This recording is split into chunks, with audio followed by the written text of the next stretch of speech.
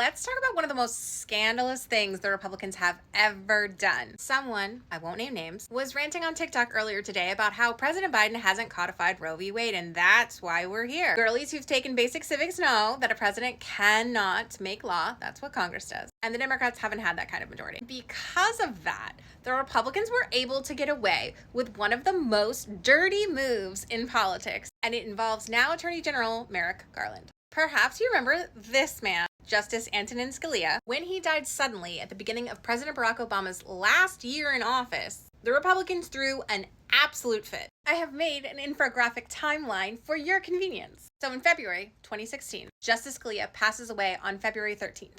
An hour later, 60 minutes in time, Senate Majority Leader Mitch McConnell gets up and tells everybody, yeah, we're sorry he's dead, but guess what? We're not going to replace him until a new president is elected. Republicans claim it's too close to a presidential election to replace the Supreme Court justice. Obama's like, hold your horses, maybe you just haven't met the right person yet. And he nominates Merrick Garland. 63-year-old Merrick Garland was considered a moderate and actually pretty well liked by many Republicans. He had been on a U.S. Court of Appeals in D.C. and had a lot of experience. This was in March of 2016. Almost a year until Trump would take office. Walk with me. The Senate refuses to hold a confirmation hearing for Merrick Garland. Won't do it. So they wait. And during this time, the Supreme Court is stagnant. They keep hearing cases, but the cases are ending in 4-4 ties. There's nobody to split the vote. Eventually, in January of 2017, when Trump takes office, Merrick Garland's appointment just goes away. So Trump nominates Neil Gorsuch. Neil Gorsuch is confirmed.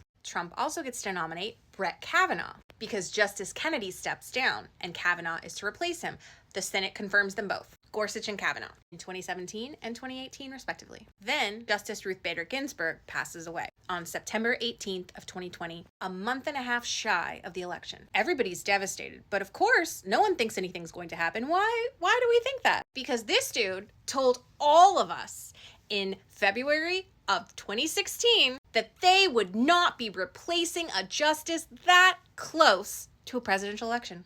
And that was in February of 2016. Ruth Bader Ginsburg dies in September of 2020. Trump says IDGAF. He nominates Amy Coney Barrett like a week and a half after Justice Ginsburg dies, and she is confirmed on October the 26th, 2020. Just 8 days before the next president, President Biden, was to take office. Because the Republicans refused to confirm a Supreme Court justice almost a year out from the election. Merrick Garland was never confirmed. So Trump was able to appoint not one, not two, but 3 Supreme Court justices to the bench.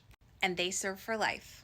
The next time you're frustrated that we don't have abortion rights in this country, blame the Republicans because it's their fault.